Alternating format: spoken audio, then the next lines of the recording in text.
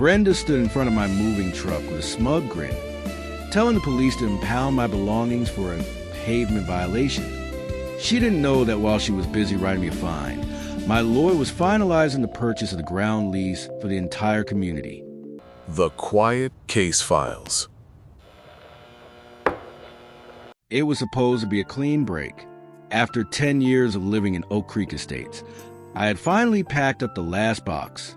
The moving truck was idling at the curb, a massive diesel beast ready to carry my life to a quiet ranch 2 counties over. I sat in my sedan, watching the mover secure the back gate. I felt a sense of relief washing over me. But just as the driver released the air brakes, a white blur shot out from a side street. It was a golf cart. Not just any cart, but the official vehicle of the Homeowners Association president, complete with a gold decal on the hood. Brenda. She swerved directly in front of the moving truck and slammed on her brakes, forcing the truck driver to skid to a halt inches from her bumper. She did not look scared. She looked delighted.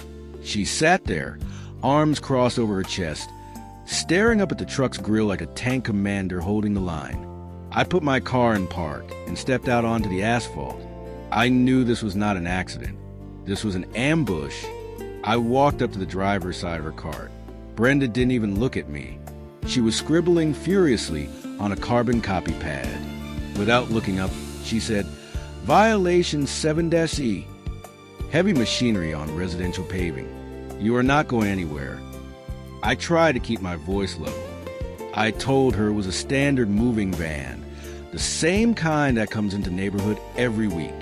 She finally looked at me, and her eyes were gleaming with malice. She ripped the pink slip off the pad and held it out. "That is a $2,000 assessment," she said, "payable immediately, or I call the tow truck and have this monstrosity impounded for destruction of private property." It was extortion, plain and simple. When I refused, she pulled out her phone. She didn't call a tow truck. She dialed 911. She started screaming into the receiver that a trespasser was destroying the road. A few minutes later, blue lights flashed at the entrance of the subdivision. As the police cruiser turned the corner, my phone buzzed in my pocket. It was a text from my lawyer. It read simply, "The papers are filed." I looked at the time. The deal had closed 10 minutes ago. The officers looked exhausted before they even stepped out of their cruiser. They knew Brenda. Everyone in the local precinct knew Brenda. She treated the non-emergency line like her personal concierge service, calling in everything from barking dogs to suspicious joggers. One officer, a sergeant named Miller, who I had seen respond to ridiculous noise complaint before, walked up to us with a heavy sigh. He adjusted his belt and looked at the standoff, a massive moving van blocked by a plastic golf cart. Brenda immediately launched into a rehearsed speech about asphalt density and unauthorized commercial weight limits. She waved her clipboard around like a sword, citing bylaws that I am pretty sure she made up on the spot. Sergeant Miller held up a hand to stop her. Then he looked at me. He apologized with his eyes, but his words were strictly by the book. He explained that since Oak Creek Estates was technically a private community, the association rules were enforceable as civil contracts. He said that if the president of the board wanted to block my exit until a violation was settled, the police could not legally move her golf cart without a court order. I looked around and saw the curtains twitching in the windows of the nearby houses. The neighbors were watching. A small crowd of neighbors had gathered on the sidewalk to watch the show. Brenda played her audience perfectly. She raised her voice, making sure her words carried all the way down the block. She looked at my dusty jeans and sneered. She said, "Maybe if you mowed your lawn more, you could afford the fine." I felt the blood rushing to my face, but I kept my expression flat. I reached into my truck and pulled out my checkbook. I wrote out a check for $2,000, but before I handed it over, I turned to Sergeant Miller. I asked him to note in his official report that Brenda was claiming full authority over the road on behalf of the Homeowners Association. He nodded and made the note in his log. I handed the check to Brenda. She snatched it from my fingers with a triumphant smirk. "Don't come back," she spat. I climbed into my cab and looked down at her. "I won't need to," I said quietly, "but you might want to check your mail tomorrow." The monthly Homeowners Association meeting was held in the community center at 7 o'clock that evening. Usually, the turnout was sparse, just a few retirees complaining about garbage pickup or stray cats. But tonight, the room was packed. Word had spread fast about the confrontation in the street. Brenda was holding court at the front of the room, standing behind a podium like she had just won a war. She was actually recounting the story of my departure, embellishing the details to make herself sound like a hero defending the neighborhood from a criminal element. I waited in the hallway until she was mid-sentence. Then, I pushed open the double doors. The room went silent instantly. I was not wearing my moving clothes anymore. I was wearing a clean blazer, and I was not alone. Flanking me were two men in expensive charcoal gray suits. My lawyers. We walked down the center aisle, the sound of our dress shoes clicking against the tile floor echoing in the dead silence. Brenda stopped talking. Her mouth hung open for a second before she regained her composure. She gripped the sides of the podium, her knuckles turning white as she glared at me. The air in the room became heavy, suffocating. Most people in that room assumed they owned their properties outright. They had no idea that the entire subdivision was built on a 99-year ground lease. And they certainly didn't know that the clock had just run out. Brenda's face turned a violent shade of red. She pointed a trembling finger at the exit signs. She screamed that I was a non-resident and that I had no right to be in a private meeting. She shouted for someone to call the police again, her voice cracking with desperation. But nobody moved. The curiosity in the room was too strong. The neighbors looked from her to me, sensing a shift in the atmosphere. One of the men with me, a senior partner named Mr. Henderson, didn't even acknowledge her screaming. He walked calmly to the side of the room, where the overhead projector sat. He placed a thick, bound document under the lens. The light hit the screen behind Brenda, illuminating a legal deed stamped with the county seal. Brenda tried to block the image with her body, waving her arms frantically. Mr. Henderson spoke over her, shouting. His voice was calm, deep, and carried to the very back of the room. He said, "You are correct, madam. We are not residents." He paused, letting the silence settle over the crowd like a heavy blanket. "We are the landlords." A collective gasp ripped through the room. People began squinting at the screen, reading the bold text at the top of the deed. It clearly stated that Frank Holdings, LLC had purchased the underlying land rights from the original farm estate that very morning. The murmurs grew louder, turning into a dull roar of confusion and panic. Brenda looked like she had been slapped. She stared at the screen, then at me, her eyes darting back and forth as she tried to process the information. I stepped up to the microphone, gently moving Brenda aside. She was too stunned to resist. I explained the situation clearly. The Homeowners Association had authority over the maintenance of the homes and the common areas. Yes, but the Homeowners Association itself existed only at the pleasure of the landowner. The ground lease, which every single person in that room had signed when they bought their houses, contained a clause about the hierarchy of ownership. I had read that lease 100 times. Brenda, apparently, had never read it once.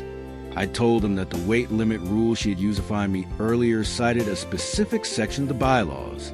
That section granted the landowner the absolute right to inspect infrastructure for damage.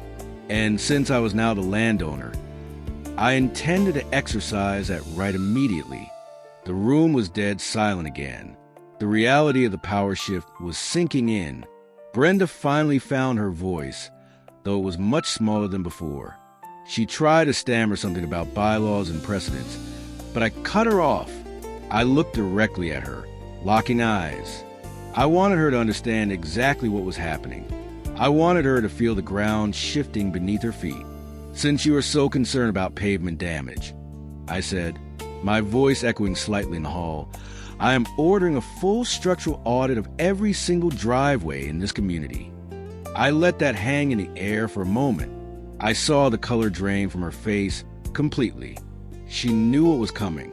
And I added, "We're started with yours." The audit team arrived at 8 the next morning. They were thorough. They measured, they photographed, and they checked the property lines against the original survey maps. It didn't take them long to find exactly what I knew was there. Brenda had built an extension to her pool deck 3 years ago. She had approved the permit herself, bypassing the usual committee review because, of course, she was the president. But she had made a critical error. She had built the extension 3 feet over the utility easement line. That easement was not just a line on a map. It was technically my land, under the strict terms of the ground lease. Any encroachment on the landowner's property was considered a material breach of contract. It was grounds for immediate lease termination. My lawyers drafted the notice within the hour. It was a cure or quit order. It gave her exactly 7 days to remove the entire pool structure and restore the land to its original condition. If she failed to do so, she would face eviction from the land. And since you could not have a house without the land under it, that meant she would have to move her entire home. Brenda tried to fight back. She spent the next 2 days going door to door, trying to rally the neighbors to her cause. She painted me as a corporate villain, a tyrant who was coming to take everyone's homes away. She tried to organize a protest, a petition, anything to stop me, but she had miscalculated. She had spent years terrorizing these people with fines for wrong-colored mailboxes and unapproved flower pots. They didn't see me as a villain. They saw me as the person who held the lease to their land. The neighbors were terrified that their rents might go up or that their own leases might be canceled. When they realized that I was only targeting Brenda, the mood shifted instantly. They didn't sign her petition. They closed their doors in her face. In a desperate bid to save herself, Brenda called an emergency meeting in her driveway, but instead of support, she was met with cold stares. The neighbors turned on her to appease me. They effectively threw her to the wolves to save themselves. 1 month later, I was sitting on the porch of my new ranch house. The view was incredible: rolling hills, green pastures, and not a single neighbor for miles. It was a peace I had been dreaming of for a decade. I took a sip of coffee and opened the envelope my lawyer had sent over. Inside was a final report on the situation at Oak Creek Estates. It was a short read, but a satisfying one.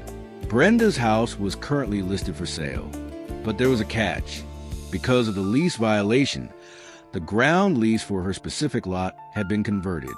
It was no longer a 99-year term. It was now a month-to-month lease. No bank would lend a mortgage on a house with a monthly land lease. It was effectively unsellable to anyone who needed a loan. She was stuck with a house she couldn't sell and a land lease she couldn't afford to break. Her reign of terror was over, not with a bang, but with a quiet, legal suffocation. I reached into the envelope and pulled out the last item. It was a return check. The $2,000 check I had written to the Homeowners Association on the day I left. Stamped across the front in red ink were the words, "Insufficient funds, account frozen." As the new owner of the land, I had frozen the association's bank accounts pending a financial audit. Brenda had tried to deposit my check, and it had bounced because I had locked the vault. I smiled and placed the check in a small wooden frame I had bought just for this purpose. I hung it on the wall of my study, right next to the deed for the land. The Homeowners Association was officially disbanded a week later.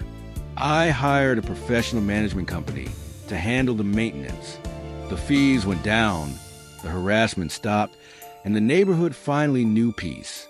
I never went back to Oak Creek Estates. I didn't need to. I owned it.